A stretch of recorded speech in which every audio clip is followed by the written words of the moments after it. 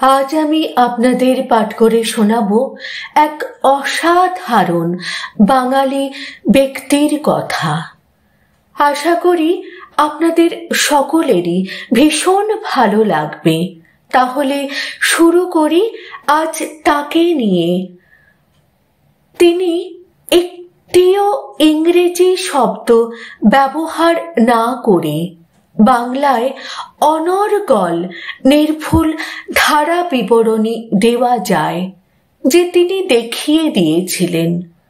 তার নাম অজয় বসু। বাংলায় খেলার ধারা বিবরণী দিয়েই তিনি বাঙালির হৃদ মাঝারে। অজয় বসুর কণ্ঠের সম্মোহনী জাদু আর মাদকতায় বাঙালি মজে ছিল। নমস্কার, ক্রিকেটের নন্দনকানন ইডেন উদ্যান থেকে বলছি। আমি অজয় বসু। আমার সহযোগী ভাষ্যকার কমল ভট্টাচার্য ও পুষ্পেন সরকার।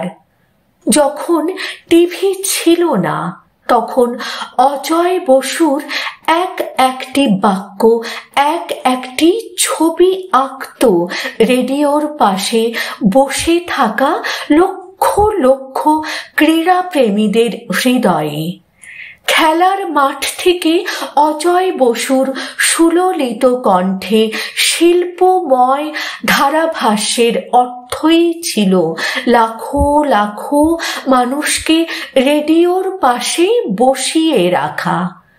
অজয় বসু বলতেন, ব্যাটসম্যান সপাটে ব্যাট চালিয়েছেন, লাল বল সবুজ ঘাসের উপর মাটি কামড়ে চলে যাচ্ছে সীমানার ওপারে। বাংলা ধারা বিবরণীর সেই সোনালী দিনগুলো শুধু নস্টালজিয়া, অন্য অনুভূতি হৃদয়ে, মননে।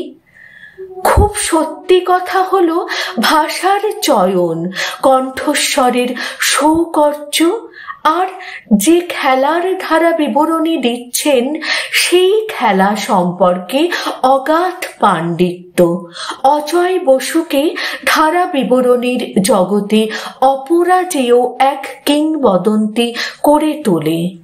এত বিকল্প শব্দের ভাণ্ডার ছিল তার ঝুলিতে।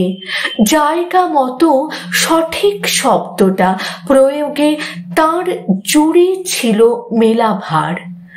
রেডিওর ধারাভাষ্য শুনেই সম্ভবত বাঙালির ঘরে মা বোনেরা হয়ে উঠেছিলেন ক্রিকেটের ভক্ত। ভারত ব্যাট করলে বাড়ির কাজ অথবা রান্নার ফাঁকে শুনে নিতেন ভারতের স্কোর, ক্রিজে থাকা প্রিয় ব্যাটসম্যানদের রান।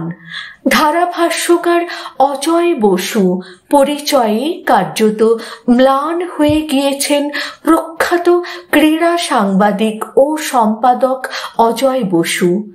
পরিধানে যাই থাকুক, ধুতি পাঞ্জাবি বা স্যুট টাই নিখাত বাঙালি আনার প্রতীক বলতে যা বোঝায়, তিনি ঠিক তেমন মানুষ ছিলেন।